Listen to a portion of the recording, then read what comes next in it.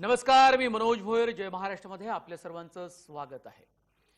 जेम विशेष हा जय महाराष्ट्राचा विशेष कार्यक्रम. या कार्यक्रमात 3 महत्त्वाच्या बातम्यांचा आढावा आपण घेणार आहोत. एक, महाराष्ट्रामध्ये एक मुद्दा ग्रामपंचायत निवडणुकीच्या निमित्तानं खूप गाजतोय. तो म्हणजे सरपंच आणि उपसरपंच पदासाठी कोटी रुपयांच्या बोली लागतायत.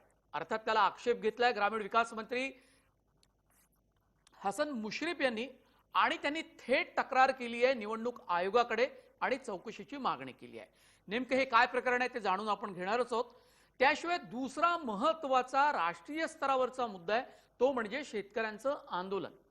बुधवारी शेतकरी आंदोलन आणि केंद्र सरकार यांच्या चर्चेची 7वी फेरी होऊ घातली आहे.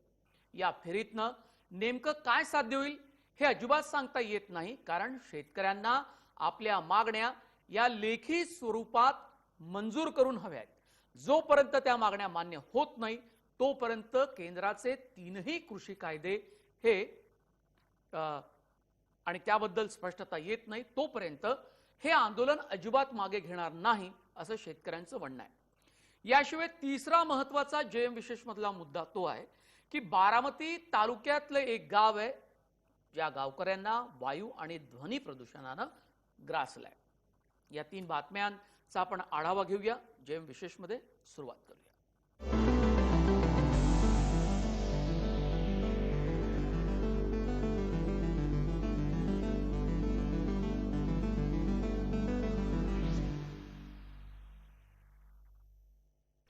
सरपंच आणि उपसरपंच पदाच्या बोली लागल्यामुळे राज्यात ग्रामपंचायत निवडणुकांची चर्चा होऊ लागली आहे आणि त्याच वेळी काही ठिकाणी निवडणुका बिनविरोध करण्याच्या नावाखाली चक्क सरपंच आणि उपसरपंच पदाच्या बोली लागतात. त्याची दखल आता ग्रामविकास मंत्री हसन मुश्रीफ यांनी घेतली. त्यांनी निवडणूक आयोगाकडे चौकशीची मागणी केली. या सर्वांची तपशीलवार आपण चर्चा करतोय.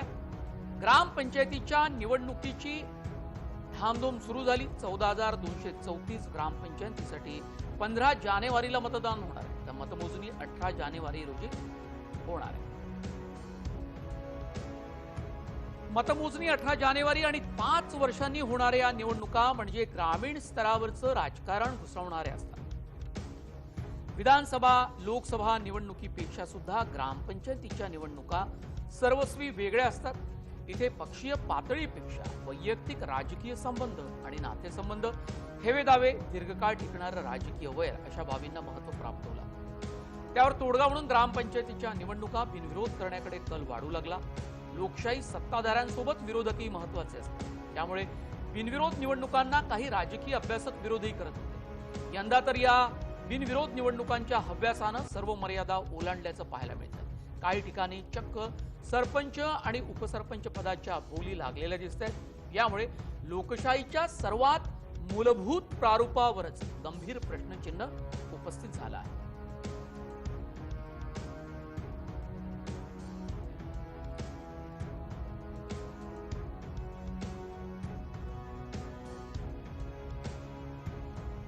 नाशिक जिल्ह्यातल्या उमराणे या गावामध्ये सरपंच पदाची बोलीच लागलेली आहे आणि या बोलीमध्ये सहभागी झालेले आहेत गावकरी सुद्धा. नेमकं हे प्रकरण काय आहे तेही समजून घेऊया.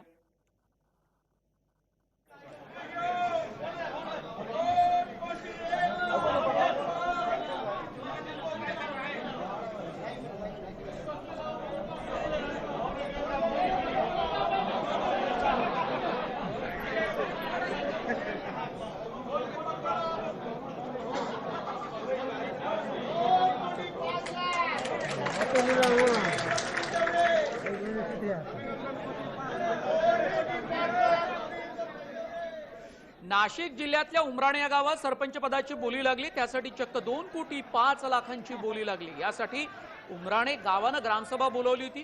त्यावेळी सुनील देवरे यांनी लावलेली बोली अंतिम ठरली. उमराणे गावात कांद्याची मोठी बाजार समिती आहे.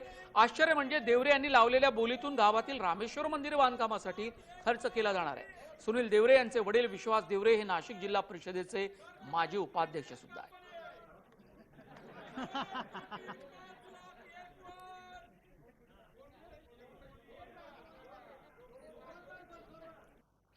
नंदुरबार जिल्ह्यात सुद्धा 42 लाख रुपयांची बोली लागली सरपंच पदासाठी। नंदुरबार जिल्ह्यातल्या खोंडामळी गावात सरपंच पदासाठी 42 लाखांची बोली लावण्यात आली। याही ठिकाणी गावातल्या मंदिराच्या उभारणीसाठी बोली लावण्यात आली। त्यामध्ये राष्ट्रवादी काँग्रेस पक्षाचे तालुका अध्यक्ष प्रदीपना पाटील यांनी बाजी मारली आहे। खोंडामळी या गावाची लोकसंख्या साधारणपणे 5000 इतकी आहे। तिथे विकासाच्या नावाखाली वागेश्वरी माता मंदिर उभारणीसाठी जास्त निधी देणाऱ्या पक्षाला सरपंच पद देण्याचं ठरलं। त्यानुसार गावातल्या शिवाजी चौकात बोली लागली आणि राष्ट्रवादीनं 42 लाखांची बोली लावून एक ग्रामपंचायत पदरात पाडून घेतली आहे। यामुळे गरीब नागरिकांनी लोकशाही सहभागी व्हायचेच नाही का असा प्रश्न या निमित्तानं उपस्थित झाला।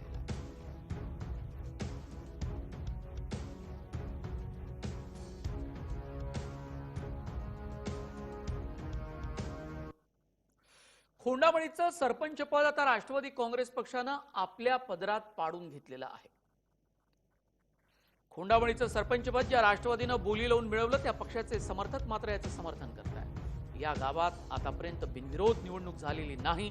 निधीच्या अडचणीमुळे वाघेश्वरी माता मंदिराची उभारणी करता येत नव्हती, म्हणून सरपंच पदाची बोली लावण्यात आली असं आश्चर्यकारक समर्थन त्यासाठी दिलं जातं।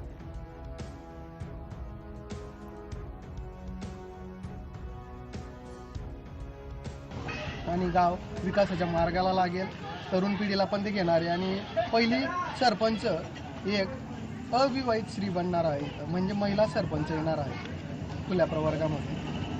आणि त्याचे प्रमुख पॅनल प्रदीपना पाटील असं पाटील भाऊ म्हणून ते फेमस आहेत आणि नंदुरबारचे राष्ट्रवादीचे तालुका अध्यक्ष आहेत। दुसरं सांगायची गोष्ट म्हणजे आज वाघेश्वरीच्या माताचं जे मंदिर आहे त्याच्या तिथं सभा मंडप करणार आहे। त्या पैशांनी कुठलंही SC असो ST असो प्रत्येकाचं तिथं कार्यक्रम होईल। आणि दुसरी गोष्ट सभा मंडप काय फक्त एक पाटील समाजाचा राहील असं नाही, तर कुणीही तिथं लग्न समारंभ ॲडजस्ट होईल। त्यानंतर ते भविष्यासाठी चांगल्या गोष्टी आहेत या।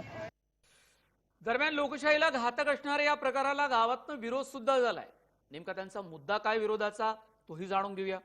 सरपंच पदाचा पैशाच्या जोरावर झालेला लिलाव लोकशाहीसाठी घातक आहे। विशेष म्हणजे या प्रक्रियेत केवळ उच्च जातीय सहभागी झाले होते। गावातल्या मागासवर्गीयांना सहभागी करून घेतलं नाही असा आरोप केला जातो। पैशांच्या जोरावर सरपंच पद मिळवणं हा प्रकार संविधानाच्या विरोधात आहे अशी प्रतिक्रिया गावातल्या काही नागरिकांनी केली। पाहू यांची प्रतिक्रिया।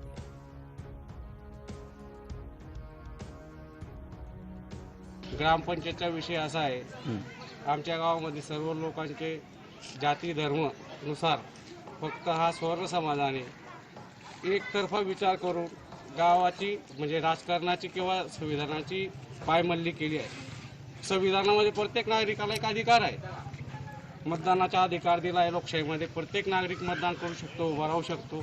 आम्ही पात्र आहेत। आम्हाला या लोकांनी विश्वासात न घेता मंदिर किंवा इतर जे मुद्दे आहेत, शासनाची तरतूद आहे, ग्रामपंचायत इलेक्शन लावणे कायद्याने लिगल आहे, हे अनलिगल आहे, आम्हाला मान्य नाही। आम्हाला विश्वासास न घेता की मी जो पैसेवाला जो धनवान आहे तो ग्रामपंचायतमध्ये आज 42 लाखचा लिलाव झाला, परत एखाद माणूस होतो 50 लाख करणार, 1 कोटी करणार।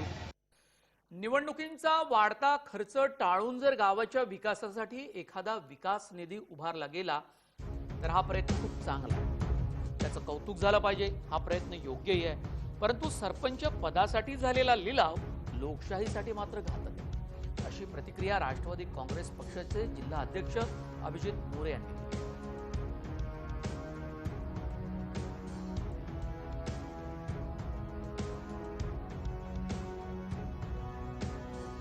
ग्रामपंचायत निवडणुका बिनविरोध व्हाव्या असं माझं वैयक्तिक मत आहे, परंतु त्याकरता जर अशा पद्धतीने बोली लागत असेल, जर त्या ठिकाणी त्याचा लिलाव होत असेल तर तो लोकशाहीला घातक आहे, लोकशाहीला मारक आहे असं माझं वैयक्तिक मत आहे।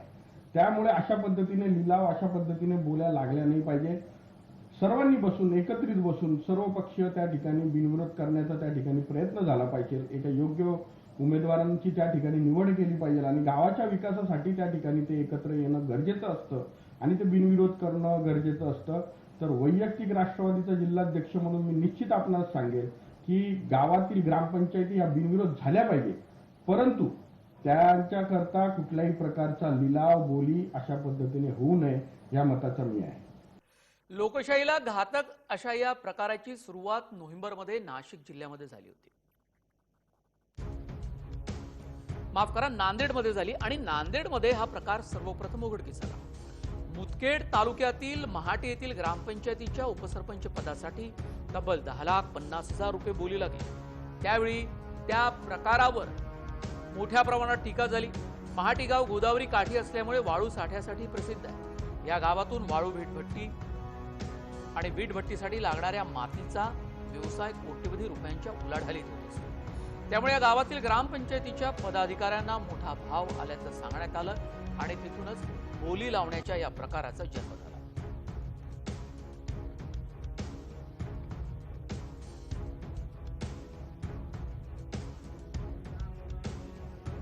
माधवराव तानाजी पाटील ढगे यांनी उपसरपंच पदासाठी 10,50,000 रुपयाची घोषणा केलेली आहे.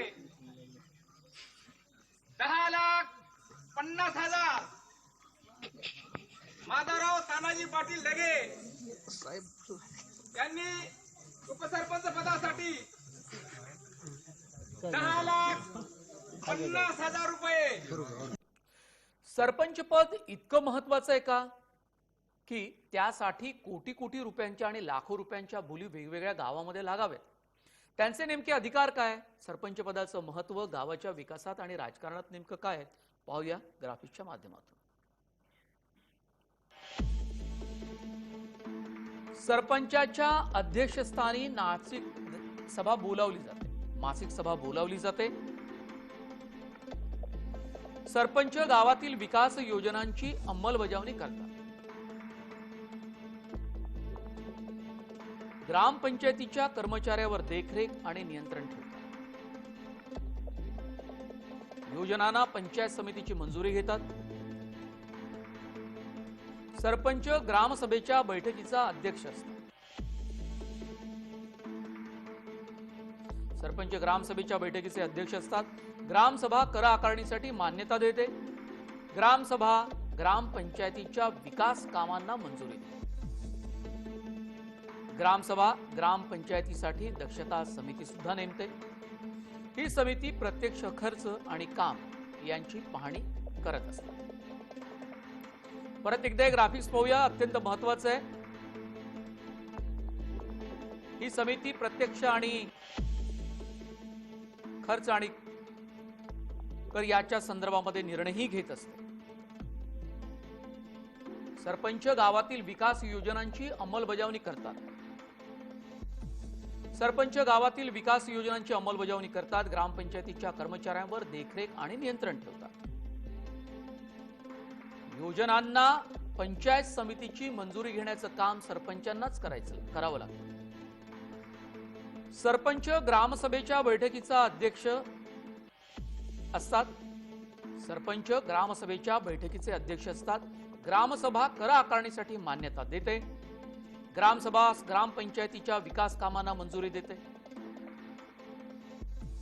ग्रामसभा ग्रामपंचायतीसाठी दक्षता समिती सुद्धा नेमण्याचं काम करते.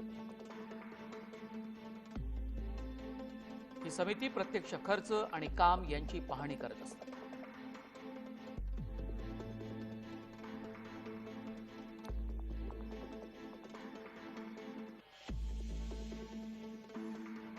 सरपंच आणि उपसरपंच पदासाठी बोली लावण्याच्या प्रकाराला ग्रामीण विकास मंत्री हसन मुश्रीफ यांनी जोरदार विरोध केला. त्यांनी निवडणूक आयोगाला पत्र लिहून या संदर्भात कारवाईची मागणी केली. त्यांच्याशी काही वेळपूर्वीच आम्ही बातचीत केली, ती ऐकूया. त्यामध्ये सरपंच पदासाठी बोली लावण्याचे प्रकार चालू आहेत. बिनविरोध निवडणुका करणं आणि विकास निधी देणं ही गोष्ट वेगळी आहे, परंतु सरपंच पदासाठी बोली लावणं आणि लाखाच्या गोष्टी होणं हे लोकशाहीला फार मोठी घातक आहे. आणि त्यामुळं अशा जे बोली लावणाऱ्यांचे फोटो आता परवा व्हायरल झालेले आहेत, अनेक वर्तमानपत्रामध्ये आलेले आहेत, त्याची चौकशी करावी आणि योग्य ती कारवाई करावी असं निवडणूक आयोगाला मी लिहिलेलं आहे. आणि जो गरीब माणूस आहे आणि जो खरोखरच कामसू आहे, जो समाजाची सेवा करतो, ही मागं पडतील, ते पैसे कुठं आणणार? सरपंच आणि उपसरपंच पदाच्या बोलीच्या या बातमीनंतर आपण एका दुसऱ्या महत्वाच्या बातमीचा वेध घेणार आहोत. ही बातमी आहे संपूर्ण राष्ट्राच्या राजकारणाला, समाजकारणाला आणि शेती कारणाला एक मोठा आयाम देणाऱ्या शेतकरी आंदोलनाची बात. दिल्लीमध्ये एक महत्वाची घडामोड होते. केंद्र सरकारनं किमान 40 शेतकरी संघटनांच्या नेत्यांना चर्चेच्या पुढील फेरीसाठी आमंत्रण दिले. पंतप्रधान नरेंद्र मोदी आणि कृषी मंत्री नरेंद्र सिंह तोमर यांनी निरनिराळ्या व्यासपीठांवरून शेतकऱ्यांना चर्चेसाठी आमंत्रण दिलं. त्याला प्रतिसाद देत शेतकऱ्यांनी 29 डिसेंबरला चर्चा करण्याचा प्रस्ताव ठेवला. त्यानंतर केंद्र सरकारनं त्यांना 30 डिसेंबरला चर्चेसाठी बोलावलं. त्यानुसार आता ही चर्चा होणार. शेतकरी आंदोलनाचा आजचा 34वा दिवस आहे. देशभरातून त्याला वाढता पाठिंबा मिळतोय. शिवाय आंतरराष्ट्रीय पातळीवर त्याची चर्चा उलगली आहे. त्यामुळे सध्याच्या स्थितीत योग्य तोडगा काढण्यासाठी बुधवारच्या चर्चेत काय होतं याकडे सर्वांचं लक्ष लागलंय. आतापर्यंत चर्चेच्या 5 फेऱ्या झाल्यात. त्यानंतर 9 डिसेंबर रोजी 6वी फेरी होणार होती. मात्र त्यापूर्वी केंद्रीय गृहमंत्री अमित शहा आणि शेतकऱ्यांदरम्यान अनौपचारिक चर्चा झाली. ती निष्फळ ठरल्यानंतर जवळपास 3 आठवडे चर्चेविनाच गेले.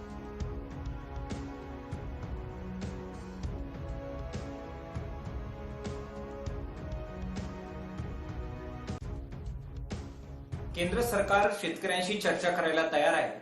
चर्चेची वेळ आणि ठिकाण हे शेतकरी संघटनांनी ठरवावं, अशा प्रकारचं आवाहन कृषी मंत्री नरेंद्र तोमर साहेब यांनी शेतकरी संघटनांना केलेलं होतं. त्या पार्श्वभूमीवर देशभरातील प्रमुख सर्व शेतकरी संघटनांची बैठक दिल्ली या ठिकाणी झाली. डॉक्टर अशोक ढवळे, हननमोला आणि आम्ही किसान सभेच्या वतीनं या बैठकीला हजर होतो. या बैठकीमध्ये 29 तारखेला आम्ही चर्चेसाठी तयार आहोत अशा प्रकारचा प्रस्ताव हा केंद्र सरकारकडे सादर करण्यात आलेला होता. मात्र केंद्र सरकारकडून काही अपरिहार्य कारणामुळे ही बैठक 29 ऐवजी 30 तारखेला व्हावी अशा प्रकारे प्रस्ताव देण्यात आलेला आहे. शेतकऱ्यांची जी मागणी आहे एमएसपीची, ती एमएसपी सुद्धा सुरू राहील. एमएसपीनी खरेदी सुरू राहील आणि आजही एमएसपीनी खरेदी होते आहे. पंतप्रधानांनी वारंवार निक्षून सांगितलेलं आहे. कृषी मंत्र्यांनी लेखी देण्याचं कबूल केलेलं आहे आणि त्यामुळं या उद्याच्या चर्चेमध्ये यावर तोडगा निघावा आणि पुन्हा एक शेतकऱ्यांना स्वातंत्र्याची पहाट ही पाहायला मिळावी. चर्चा ही सफल व्हावी असं सगळ्या देशातल्या शेतकऱ्यांना वाटते. परंतु दुर्दैवाची गोष्ट अशी आहे की चर्चेत सहभागी असलेले किसान नेते हे कायदे रद्द करा या पहिल्याच मुद्द्यावर जर अडून बसले तर चर्चा ही निष्फळ होण्याची शक्यता 99% आहे. केंद्र सरकारशी चर्चा करताना शेतकऱ्यांनी काही नेमक्या अटी ठेवल्यात. त्या अटी कोणत्या आहेत त्याही पाहूया ग्राफिकच्या माध्यमातून.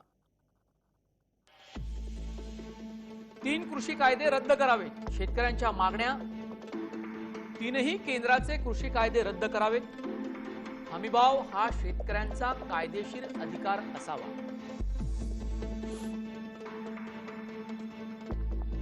वायू प्रदूषणासंबंधीच्या अलीकडे काढलेल्या अध्यादेशामधून शेतकऱ्यांना बाहेर ठेवावं.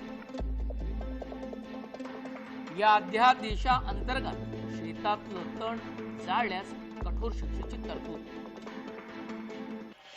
शेतातलं तण जाळल्यास 1 कोटी दंड आणि 5 वर्ष कारावासाची तरतूद.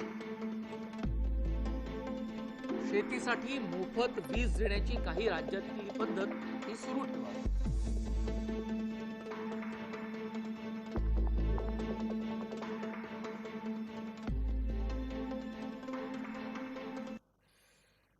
शेतकरी आंदोलनाच्या बातमीनंतर आपण वेध घेणार आहोत बारामती तालुक्यातल्या एका गावाचा, जिथे ध्वनी प्रदूषण आणि वायू प्रदूषण मोठ्या प्रमाणात होत आहे. बारामती तालुक्यातल्या मोटेवाडी मोढवे गावाच्या परिसरात खडी क्रशर यंत्रामुळे आजूबाजूचे शेतकरी हैराण झालेत. या यंत्रामुळे मोठ्या प्रमाणावर ध्वनी प्रदूषण आणि वायू प्रदूषण वाढले. त्यामुळे शेतीचा आणि शेतकऱ्यांच्या आरोग्याचा प्रश्न ऐरणीवर आलाय. या संबंधात शेतकऱ्यांनी प्रशासनाकडे अनेकदा तक्रारी केल्या, मात्र त्याचा काही उपयोग झालेला नाही. हा प्रश्न वेळ सुटला नाही तर गाव सोडण्याची वेळ इथल्या शेतकऱ्यांवर आणि गावकऱ्यांवर येऊ शकते. किंबहुना ही वेळ आलीच आहे. खडी क्रशर यंत्र, डांबर प्लांट गेल्या अनेक वर्षांपासून चालू आहे आणि या खडी क्रशर यंत्र आणि डांबर प्लांटमुळे लोकांना मोठा त्रास होत आहे. या सगळ्याच गोष्टींमुळे धूळ प्रचंड मोठ्या प्रमाणात निर्माण होते आणि इथल्या जमिनी त्या धुळीमुळे नापीक होण्याच्या मार्गावर आहेत। इथे होणाऱ्या स्फोटांमुळे काही घरांना, मंदिरांना, विहिरींना तडे गेले। शेतामध्ये काम करत असताना धुळीमुळे शेतकऱ्यांना काम करणे अवघड झाले। रस्त्यांना मोठमोठे खड्डे पडलेत, त्यामुळे एखादी व्यक्ती आजारी पडल्यास त्याला दवाखान्यात नेणं, शेतमाल वाहतूक करणं हे अत्यंत अवघड काम झालंय। शेती आणि आरोग्याला धोकादायक ठरत असलेले खडी क्रशर प्रशासनानं कायमस्वरूपी बंद करावे अशी मागणी शेतकऱ्यांनी केली आहे।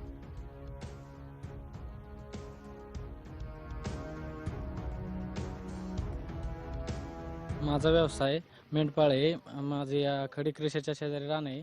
खडी क्रशरच्या मुळे या धुळीमुळे पिकावरती धूळ बसून बकरी बरेच 10-15 मरण पावलेले आहेत यावर्षी। म्हणजे हा खडी क्रशरचा खूपच त्रास आहे बकऱ्याला। ह्याला घरात जर झोपलं जर असलं तर हादऱ्याने ब्लॅस्टिकमुळं घरातील भांडी पडतात आणि ह्या खडी क्रशर लवकरात लवकर ह्या गावामध्ये मोडवे येते 3 खडी क्रशर आहेत। या तिन्ही बी लवकरात लवकर बंद झाले पाहिजे। माझी इथं शेत आहे, खडे मसला चिटकुळी शेजारी शेत आहे या, तर त्या शेतावरती इतका धुळा येतोय प्रमाणाच्या बाहेर। बायका मी जो खालून येतो समिश्रून घेऊन तर त्या सुद्धा वाईट टाकतात की तुमच्या वारामध्ये कसली धूळ आहे या, त्यांच्या नाका तोंडामध्ये सगळी धूळ जाते या, त्यांना हुसा सुद्धा काय काय टायमाला बंद पडे, इतका धुळ येतो त्याच्या। मग मला असं वाटतं येता शेती इथनं विकून जावं का काय, इतक्यापर्यंत मला तर टेन्शन आले। काय करायचं शेवटता, विकून धुरळा तिकडून ही ह्या रस्त्याचा बी धुरळा येतो या, विकून ह्या क्रिशलचा येतो, ती झालं परत हे डांबर प्लॅन आला त्याचा धुरळा यायला लागला। आणि काय करायचं, कशी शेती करायची, ही रस्ता आहे, असली रस्त्याची अवस्था, रात्री झालं तर मला गाडी नीट हाणता येत नाही की पडतोय का घसरतोय का काय होतोय, असली अवस्था होऊन बसते या। ही खडी क्रशर शासनाने वेळीच बंद केली पाहिजे, नाहीतर आम्हाला हे गाव सोडून हे शेत सोडून जावं लागेल। आमच्यावर शेवटी आत्महत्या करण्याचीच वेळ येईल। आमच्याकडे दुसरा पर्यायच नाही ना शेतीशिवाय। एवढीच शेती आम्हाला, दुसरी कुठंच नाहीये ना। शेवटी हे गाव सोडूनच जाण्याची वेळ येणार आहे आमच्यावर। आमच्या घरात भांडी लावली पडला तर ती भांडी राहत नाहीत। पोरं म्हणतात, पोरं आजारी पडतात, आम्ही आजारी पडतोय सारखं। आजारी पडून पडून आम्हाला आमचं लय पैसे गेले ते या, पण हे काय बंद होत नाही। लय जणांना सांगितलं, मोठी मोठी माणसं आली त्यांनी असंच केलं, पण ती काय ऐकनात। म्हणून ह्या सरकारने लवकरात लवकर हे आमचं बंद करावं खडी क्रशर। एक झालं तर तिथं 4-5 होऊन बसलं। डांबरामुळं तर लयच नुकसान होती आमची। त्या डांबराचा धूर, अजून त्याची वाफ आणि तो भोंगा जी होतोय ते तर रातचा 1-2 वाजता झाला तर झोपच लागत नाही। धूळ बसती, तंबाटी याव, हरभर याव, काय त्याच्यापासून त्रासले आम्हाला होतोय। त्या डांबरचा नरड्याला गस धरल्यात, त्याच्यापासून सारखं दवाखान्यात जायला लागते। फुलकळी राहिना, तांबाट्याला पाणी नाही राहिलं, पिकं यायनात। 10 वर्ष झालं सांगून मारून मारून औषध मारून पाणी मारतोय आम्ही, काय ती बंद करीत नाहीत। पवारांच्या बारामतीमध्ये लोकांचं दुखणं हे इतकं जीवघेणं होऊ शकतं? जगण्यावरच प्रश्नचिन्ह निर्माण झाला असताना प्रशासनानं आतापर्यंत या लोकांची दखल का घेतली नाही? लोकांनी प्रशासनाकडे अनेकदा तक्रारी केल्या, मात्र खडी क्रशर आहेत किती तर 2 ते 3 खडी क्रशर आणि 1 किंवा 2 डांबर प्लांट इथे। या 4 कारखान्यामुळे छोट्या जर संबंध शेतकऱ्यांच्या आणि गावकऱ्यांच्या जगण्यावर प्रश्नचिन्ह निर्माण झाले असेल आणि त्यांच्या आरोग्याचा मोठा प्रश्न निर्माण झाला असेल तर यांचं जगणं हे सुसह्य व्हावं यासाठी प्रशासनानं वेळीच पावलं उचलणं आवश्यक आहे। जेम विशेषमध्ये मुद्दामून या बातमीची दखल घेतली गेली जेणेकरून प्रशासनाला जाग यावी। शेतीचं प्रचंड मोठ्या प्रमाणात नुकसान होतंय, आरोग्य दिवसेंदिवस बिघडत चाललंय, जमीन नापीक व्हायला लागली तरी सुद्धा काही धनदांडग्यांचे हे सगळे कारखाने अव्याहतपणे सुरू आहे।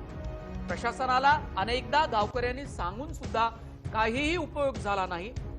नाईलाजानं आता या गावकऱ्यांना दुसऱ्या गावात स्थलांतर करण्याची वेळ आली आहे। आपल्याच गावातनं दुसऱ्या गावात जाण्याची वेळ केवळ या कारखान्यांमुळे आली आहे। त्यामुळे आता तरीही या गावकऱ्यांच्या व्यथा वेदना प्रशासनानं जाणून घ्याव्यात।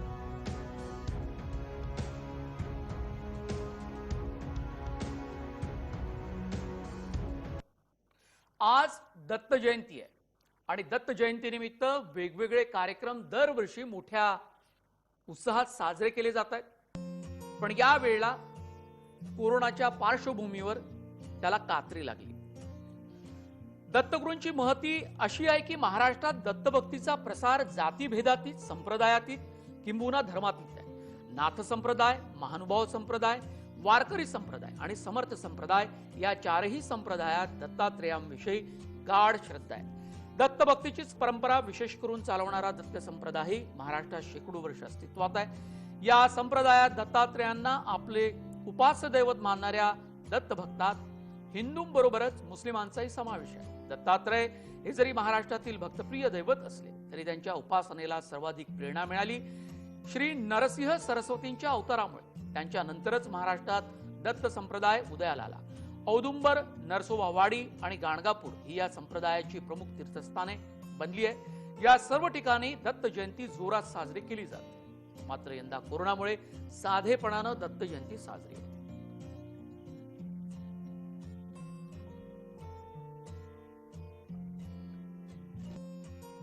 दत्ताची जी परंपरा आहे तर ती श्रीपाद श्रीवल्लभ आणि श्री नृसिंह सरस्वती या दोघांपासून पुढे ती परंपरा विस्तारित गेली. त्याच्यानंतर श्री स्वामी समर्थ, माणिक प्रभू असे अनेक सत्पुरुष या संप्रदायामध्ये होऊन गेले आणि या सर्वांनी दत्त संप्रदाय वृद्धिंगत करण्यासाठी हातभार लावले. तसं पाहायला गेलं तर आज आत्री आणि अनुसूया यांचे पुत्र जे दत्तात्रय त्यांचा जन्मदिवस. दत्त म्हणजे मी तुला स्वतःला दिले हा संस्कृतमध्ये कबुधावी समास असं म्हणतात. म्हणजे ज्यांनी स्वतःला आत्री आणि अनुसूयांना देऊन टाकले अशा अर्थाने दत्त हा शब्द प्रचारात आलेला आहे. आणि दत्त ही देवता जी आहे ही दत्त देवता कुठल्याही राक्षसाचा वध करण्यासाठी झालेली नसून तिचा अवतार हा ज्ञानदान करण्यासाठी आणि ज्ञान जगाला देण्यासाठी म्हणून झालेला आहे. आणि यासाठी दत्तात्रेयांना श्री गुरुदेव दत्त आणि जगद्गुरू असं संबोधलं जातं. याचा अर्थ ते गुरूंचेही देव आहेत आणि देवांचेही देव आहेत.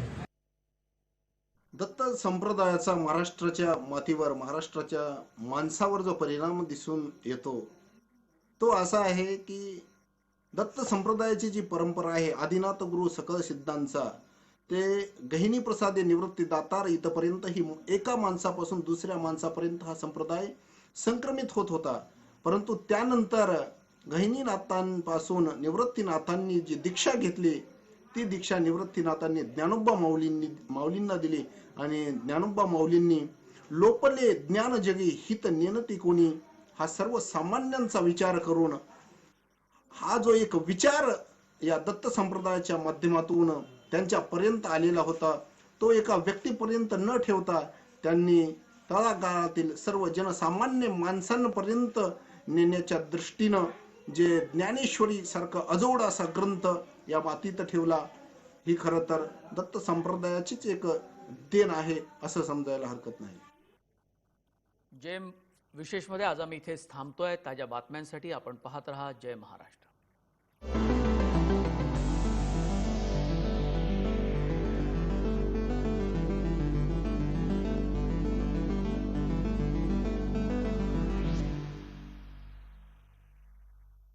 Thank you.